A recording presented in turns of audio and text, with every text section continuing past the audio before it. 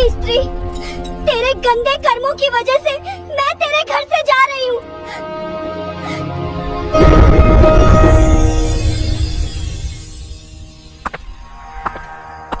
क्या आप जानते हैं, कुछ घर ऐसे होते हैं जहां मां लक्ष्मी कभी प्रवेश नहीं करती। हाँ, कुछ छोटी छोटी गलतियां ऐसी होती हैं जो लक्ष्मी जी को घर से दूर कर देती हैं, और जब वो घर छोड़ देती हैं तो वहां बसता है दुख, दर्द और दरिद्रता का साया। आज हम जानेंगे वो कौन से काम हैं जो मां लक्ष्मी को नाराज कर देते हैं, और कैसे एक स्त्री के कर्म तय करते हैं कि घर में सुख रहेगा या गरीबी। बहुत ही पुराने समय की बात है। एक छोटे से गांव में कुछ ही घर थे। चारों ओर खेत, कच्ची गलियां और मिट्टी की महक। गांव के बीचों बीच घर था सेठ रामदयाल का। रामदयाल कोई बहुत बड़ा जमींदार नहीं था, लेकिन मेहनती और ईमानदार आदमी था। गांव में सब उसे इज्जत से सेठ जी कहते थे। उसका अनाज का छोटा सा व्यापार था जो धीरे धीरे चल निकला था। सुबह सूरज निकलते ही वो काम पर निकल पड़ता, और शाम को थक कर घर लौटता तो उसकी पत्नी सुशीलाबाई उसे दरवाजे पर मुस्कान के साथ स्वागत करती। सुशीलाबाई बहुत ही शांत और संयमी स्त्री थी। चेहरे पर हमेशा सादगी झलकती थी। माथे पर छोटी सी बिंदी, साड़ी का पल्ला सिर पर। वो मानती थी कि घर की असली शोभा उसके सोने चांदी से नहीं, बल्कि सफाई और सच्चे मन से होती है। हर सुबह सूरज से पहले उठकर वो आंगन बुहारती, तुलसी पर जल चढ़ाती और फिर चूल्हे में फैला दिया जलाती। उसकी यही दिनचर्या थी, सादगी में भक्ति, भक्ति में अनुशासन। गांव की औरतें अक्सर कहती, सेठानी के घर में तो मां लक्ष्मी खुद रहती हैं। रामदयाल और सुशीलाबाई का एक ही बेटा था, अर्जुन। अभी बस 20 साल का नौजवान, लेकिन संस्कारों में पला बढ़ा। अर्जुन दिन भर पिता के काम में हाथ बंटाता और रात को मां के पास बैठकर उनकी बातें सुनता। वो मां से कहता, अम्मा, जब आप तुलसी के पास दिया जलाती हैं ना, लगता है घर में सचमुच देवी उतर आई हैं। सुशीलाबाई मुस्कुरा देती और कहती, बेटा, देवी तो हर उस घर में रहती हैं जहां सफाई और श्रद्धा होती है। बस उन्हें मानने वाला दिल चाहिए। समय बीतता गया।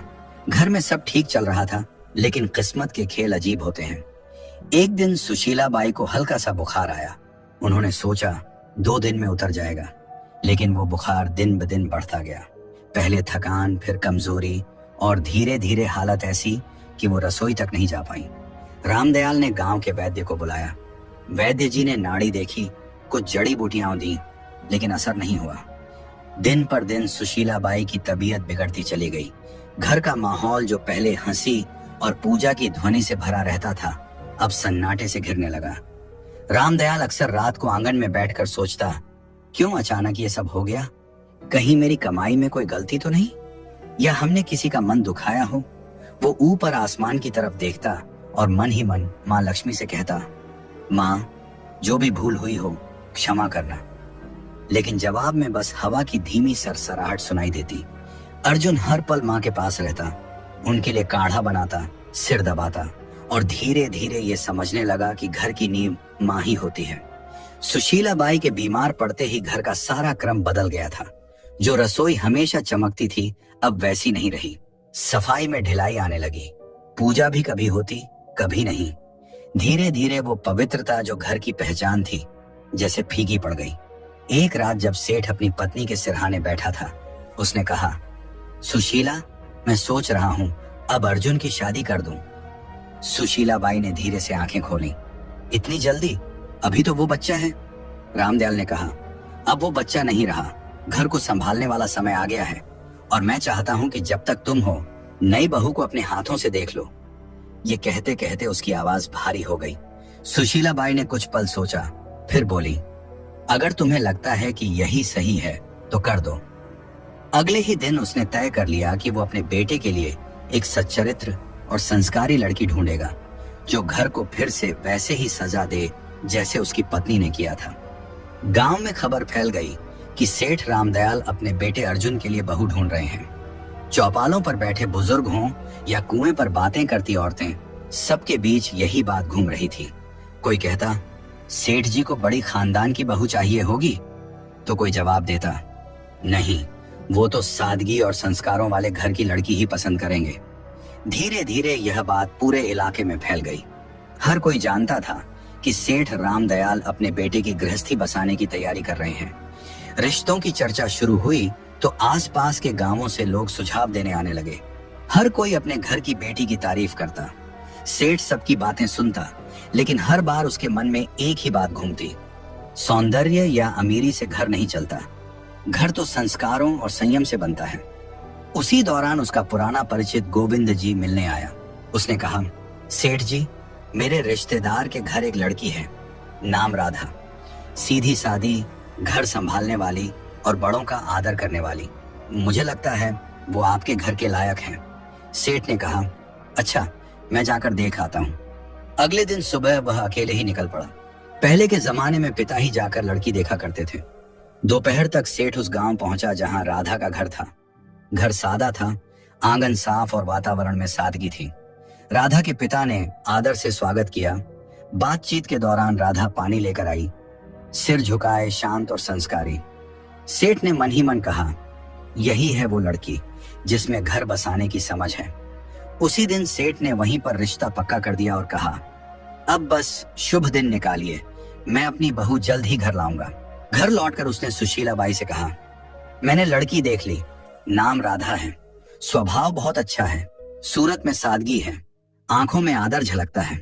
सुशीला बाई ने शांत स्वर में कहा, अगर तुम्हें मन से ठीक लगी है तो वही सही, लड़की वही अच्छी जो घर को अपनाए।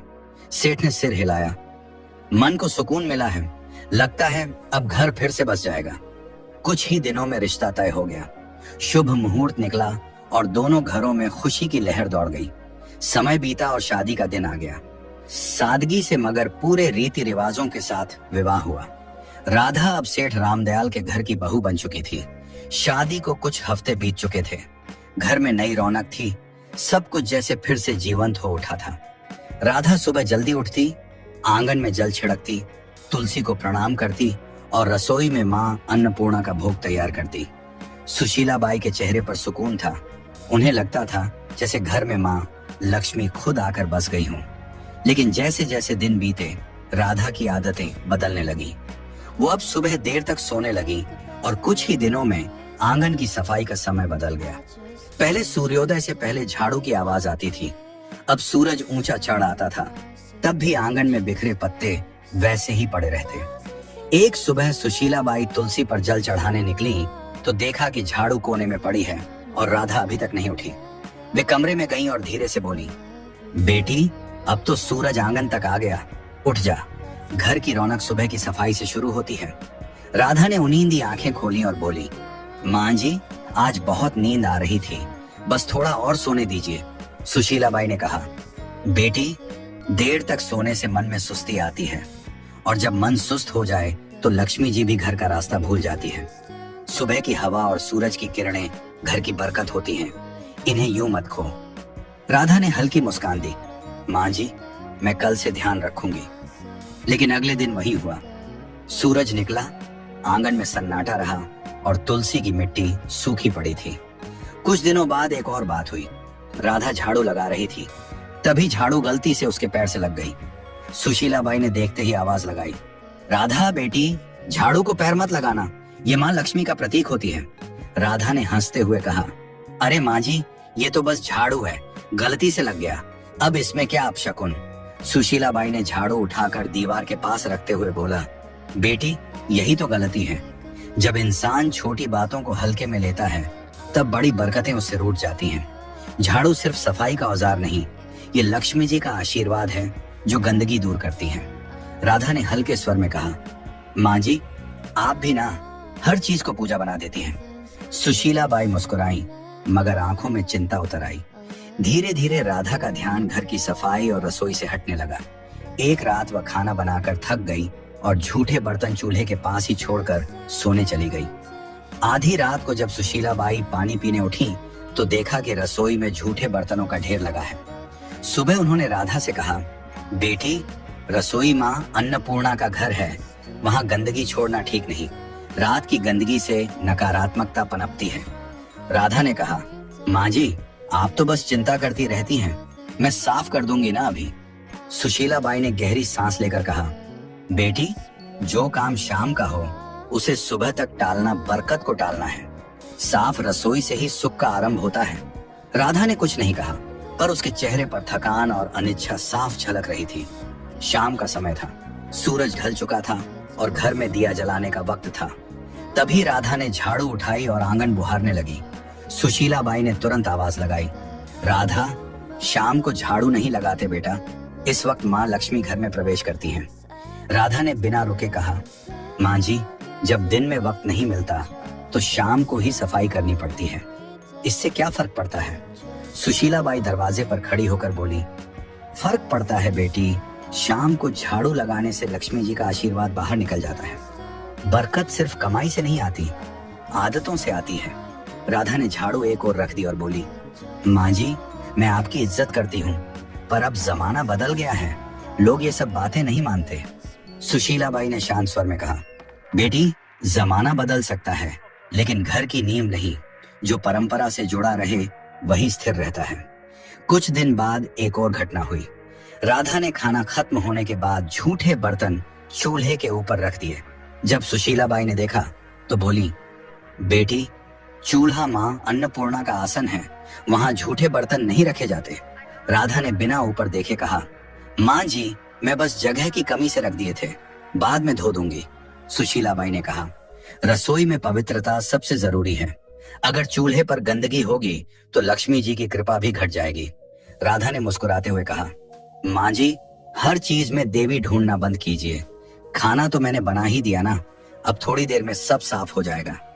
सुशीला बाई ने कोई जवाब नहीं दिया। उनके चेहरे पर निराशा थी, मगर मन में अब भी उम्मीद थी कि शायद एक दिन राधा इन बातों का अर्थ समझ लेगी।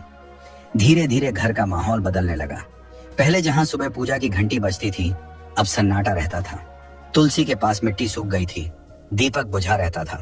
सुशीला बाई अब भी हर सुबह तुलसी के सामने खड़ी होकर कहती, हे माँ, इस घर पर अपनी कृपा बनाए रखना, मेरी बहू को सही समझ देना। लेकिन जैसे घर की रोशनी धीरे धीरे कम होती जा रही थी, सेठ रामदयाल अब चिंतित रहने लगा था। उसे लगता घर में कोई अदृश्य भारीपन फैल गया है। एक दिन उसने सुशीला बाई से कहा, लगता है माँ लक्ष्मी रूठ गई हैं। सुशीला बाई ने चुपचाप सिर झुका लिया। उन्हें पता था ये सब राधा की लापरवाह आदतों का नतीजा है, पर वो अभी भी उसे डांटना नहीं चाहती थी। उनका विश्वास था कि प्यार से समझाने पर राधा बदल जाएगी। समय बीतता गया और घर की रौनक धीरे धीरे जैसे मिट्टी में मिलने लगी। पहले जहां सुबह तुलसी के पास दिया जलता था, अब वहां धूल जमने लगी थी। राधा अब ज्यादातर उदास या व्यस्त रहती। सफाई आधी अधूरी, पूजा कभी कभी, और घर में अब वो अपनापन नहीं था जो पहले हर कोने में झलकता था। सेठ रामदयाल ने सबसे पहले बदलाव अपने व्यापार में महसूस किया। पहले जो सौदे फायदेमंद रहते, अब घाटे में जाने लगे। गोदाम में अनाज में कीड़े लग गए, कुछ सौदे अटक गए और पुराने ग्राहक धीरे धीरे दूर होने लगे। सेठ कई रातें जागकर हिसाब किताब देखता, मगर समझ नहीं पाता कि गलती कहाँ हो रही है। एक शाम उसने सुशीला बाई से कहा, सुशीला, अजीब बात है, अब काम में मन नहीं लगता, जैसे बरकत कहीं गुम हो गई हो। सुशीला बाई ने धीमे स्वर में कहा, बरकत तब गुम होती है जब घर की पवित्रता कम होने लगे। माँ लक्ष्मी वहां नहीं टिकती जहां गंदगी और लापरवाही घर कर जाए। सेठ ने गहरी सांस ली। तू कहना चाहती है कि... वो आगे नहीं बोला, लेकिन दोनों की नजरें एक ही दिशा में उठी, राधा की ओर। राधा भी ये सब देखती थी, पर उसे लगता कि ये बस समय की मार है। एक दिन जब सेठ गुस्से में बोला, हर काम उल्टा क्यों हो रहा है, तो राधा ने कहा, पिताजी, ये सब अंधविश्वास है, व्यापार में उतार चढ़ाव तो होते रहते हैं। सेठ ने आंखें तरेरी। तू नहीं समझेगी बहू, जब घर की औरतें रीति भूल जाती हैं, तब घर की बरकत खुद रास्ता भूल जाती है। उस दिन के बाद से माहौल और भारी हो गया। घर में छोटी मोटी चीजें टूटने लगी। राधा ने ध्यान देना बंद कर दिया था।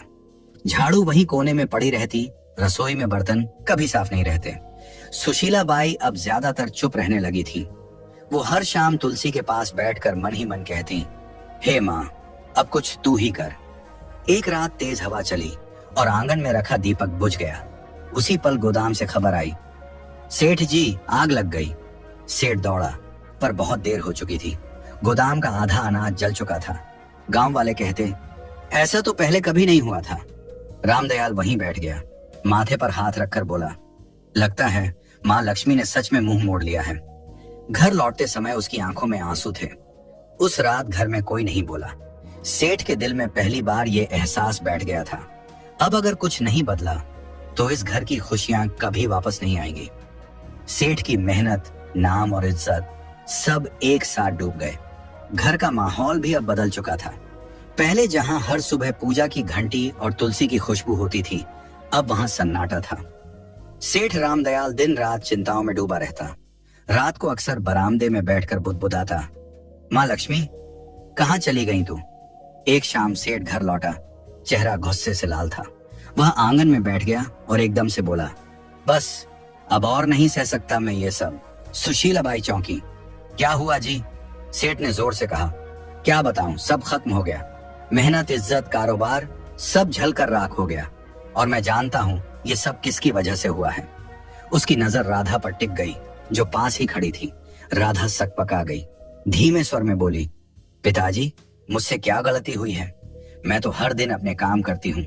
सेठ का स्वर भारी और कांपता हुआ था। काम? तूने घर का रूप बदल दिया बहू। न सफाई, न श्रद्धा, न सुबह का दीपक। जब औरत घर की मर्यादा भूल जाए तो लक्ष्मी जी भी उसका साथ छोड़ देती है। जिस दिन तू इस घर में आई उसी दिन से बरकत घटने लगी। राधा की आंखें भर आईं। वो रोते हुए बोली, मैंने किसी का बुरा नहीं चाहा पिताजी। मैंने बस अपने ढंग से जीने की कोशिश की। अगर पूजा में देर हो जाए या सफाई में कमी रह जाए तो क्या सारी विनाश की जड़ मैं ही हूं? सेठ गुस्से से उठा और बोला, हाँ, क्योंकि घर की नींव औरत के कर्मों से टिकती है। अगर वो ही ढीली हो जाए तो पूरा घर ढह जाता है। तेरे आने के बाद से न शांति बची न बरकत। अब मैं तुझे कुछ और नहीं कह सकता, बस इतना कि इस घर से जा राधा, जा और अपने कर्मों पर खुद विचार कर। राधा स्तब्ध रह गई। उसने कांपती आवाज में कहा, माँ जी, आप तो कुछ कहिए। क्या सच में मेरी ही वजह से ये सब हुआ? सुशीला बाई की आंखों में आंसू थे लेकिन शब्द नहीं निकले। राधा के गालों पर आंसू लुढ़क पड़े। सेठ ने कड़क स्वर में कहा, अब इस दहलीज को पार मत करना जब तक मन और घर दोनों पवित्र न हो जाएं। राधा ने बिना कुछ बोले सिर झुकाया। उसने धीरे से दहलीज पार की, वही दहलीज जहां से कुछ महीने पहले उसने पहली बार कदम रखा था। और राधा बिना कुछ कहे, बिना किसी सामान के, आंसुओं से भीगी साड़ी में उस घर से निकल गई। कदम भारी थे लेकिन मन में एक संकल्प जल रहा था, अब वो माँ लक्ष्मी से क्षमा मांगेगी, चाहे इसके लिए उसे खुद को मिटाना ही क्यों न पड़े। रात ठंडी थी, रास्ता सुनसान। गांव से बाहर निकलते ही घना जंगल शुरू हो गया। पेड़ों की छांव में चांद की किरणें भी मुश्किल से पहुंचती थी। वह एक पुराने बरगद के नीचे बैठ गई। आंसू रुक नहीं रहे थे मगर भीतर एक अजीब सी दृढ़ता थी। उसने हाथ जोड़कर कहा, माँ, जब तक आप दर्शन नहीं देंगी मैं ना अन्न ग्रहण करूंगी न जल। रात बीती, दिन निकला। भूख ने शरीर तोड़ दिया पर उसका मन और मजबूत होता गया। तीसरे दिन जब सूरज ढलने को आया तो चारों ओर अचानक हल्की रोशनी फैलने लगी।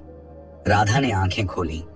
सामने सुनहरी आभा थी और उस आभा से निकला एक दिव्य स्वर, राधा। वह कांपते हुए उठी। माँ लक्ष्मी, क्या सच में आप मेरे सामने हैं? माँ लक्ष्मी मुस्कुराई। उनका चेहरा प्रकाश से भरा था। हाँ बेटी, मैं आई हूँ। तेरा आह्वान सच्चा था। तेरी पश्चाताप ने मुझे यहाँ खींच लाया। पर बता, तू दुखी क्यों है? राधा जमीन पर झुक गई। आंसुओं से भरे स्वर में बोली, माँ, मुझसे बहुत गलती हुई। मैंने आपकी परंपराओं को अनदेखा किया, सासू जी की बातों को पुरानी मान्यता समझा और अब मेरे कारण सब नष्ट हो गया। कृपा कर बताइए माँ, आखिर मैंने कौन कौन सी भूल की? माँ लक्ष्मी का स्वर मधुर था लेकिन गंभीर।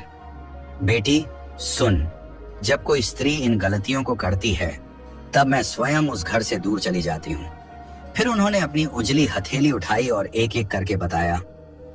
पहली गलती, उन्होंने कहा, जब कोई स्त्री झाड़ू को पैर से लगाती है तो वह माँ लक्ष्मी का अपमान करती है, क्योंकि झाड़ू ही स्वच्छता और समृद्धि का प्रतीक है। दूसरी गलती, जब झूठे बर्तन चूल्हे पर रखे जाते हैं तो अन्न की देवी माँ अन्नपूर्णा नाराज होती हैं। जहां अपवित्रता रहती है वहां मैं प्रवेश नहीं करती। तीसरी गलती, जब दहलीज पर बैठकर भोजन किया जाता है तो वह स्थान जो स्वागत और आशीर्वाद का होता है अशुद्ध हो जाता है। मैं दहलीज से लौट जाती हूँ। चौथी गलती, जब शाम के समय झाड़ू लगाया जाता है तो वो मेरे आगमन के समय मुझको ही घर से बाहर निकाल देता है। 5वीं गलती, जब स्त्रियां देर तक सोती हैं और सूरज के निकलने के बाद भी घर बंद रहता है तो आलस्य के कारण घर की ऊर्जा नष्ट होती है। मैं ऐसे घरों में नहीं ठहरती। 6ठी गलती, जब आंगन की सफाई नहीं होती तो वहां नकारात्मकता फैलती है और मैं वहीं से लौट जाती हूं जहां गंदगी देखती हूं। 7वीं गलती, जब झूठे बर्तन रात भर रसोई में पड़े रहते हैं तो वो अंधकार को बुलाते हैं और मैं ऐसे घरों से विदा ले लेती हूँ। 8वीं गलती, जब किसी के सामने दरवाजे को पैर या थोक से ठोका जाता है तो वो घर की मर्यादा को चोट पहुंचाता है। मैं वहां टिक नहीं सकती जहां आदर न हो। 9वीं गलती, जब घर में झगड़ा और कटुता रहती है तो मेरा स्वरूप जो शांति है वहां टिक नहीं सकता। 10वीं गलती, और जब स्त्रियां अपनी पूजा, सफाई और संयम को हल्के में लेती हैं तो वो खुद अपने हाथों से सुख के द्वार बंद कर देती हैं। माँ लक्ष्मी की आवाज धीमी हुई, याद रखो बेटी, मैं हमेशा वहीं बसती हूँ जहाँ स्वच्छता, श्रद्धा और सच्चा मन होता है। ये रीति नहीं, जीवन का संतुलन है। राधा की आंखों से आंसू रुक नहीं रहे थे। उसने कांपते हुए कहा, माँ अब समझ गई, घर की रौनक सजावट से नहीं, आदर और पवित्रता से आती है। माँ लक्ष्मी मुस्कुराई, तूने गलती मानी है, अब तेरा घर फिर उजलेगा। जा बेटी, अपने ससुराल लौट जा, तेरे लौटते ही बरकत भी लौटेगी। इतना कहकर देवी का रूप धीरे धीरे प्रकाश में विलीन हो गया। राधा वहीं झुकी रही, हाथ जोड़कर बोली, माँ मैं आपका वचन निभाऊंगी, अब इस जन्म में फिर कोई ऐसी भूल नहीं करूंगी। फिर उसने सिर उठाया, आंसुओं में मुस्कान थी और कदम गांव की ओर बढ़ा दिए। जैसे ही उसने दहलीज पार की, सुशीला बाई दौड़ कर आई और आंसुओं के साथ बोली, राधा तू लौट आई। राधा ने कहा, माँ जी मैंने सब समझ लिया है। माँ लक्ष्मी घर में तभी बसती हैं जब सफाई, पूजा और श्रद्धा साथ हों। उसी दिन से घर में फिर रौनक लौट आई, व्यापार संभल गया और पूरे गांव में चर्चा होने लगी। सेठ जी के घर में माँ लक्ष्मी फिर से बस गई। दोस्तों याद रखिए, जो स्त्रियां घर में गंदगी रखती हैं, देर तक सोती हैं, रसोई में झूठे बर्तन छोड़ती हैं, शाम को झाड़ू लगाती हैं, दहलीज पर बैठती हैं या सफाई को हल्के में लेती हैं, उस घर में कभी माँ लक्ष्मी प्रवेश नहीं करती। ऐसे घरों में सुख नहीं टिकता, बल्कि दरिद्रता और दुख का वास बन जाता है। माँ लक्ष्मी उन्हीं घरों में निवास करती हैं जहाँ स्वच्छता, सच्चाई और श्रद्धा हो। तो बहनों और भाइयों, अगर आप चाहते हैं कि आपके घर में माँ लक्ष्मी की कृपा सदा बनी रहे तो इन 10 गलतियों को आज से ही छोड़ दीजिए और अपने घर को पवित्र रखिए। अगर आपको माँ लक्ष्मी और राधा की यह कहानी अच्छी लगी हो तो इस वीडियो को लाइक करें, अपने सभी दोस्तों और परिवार वालों के साथ शेयर करें और ऐसे ही आध्यात्मिक और प्रेरणादायक कथाएं सुनने के लिए हमारे चैनल को सब्सक्राइब करना बिल्कुल मत भूलिए और कमेंट में सब लोग जरूर लिखें, जय माँ लक्ष्मी।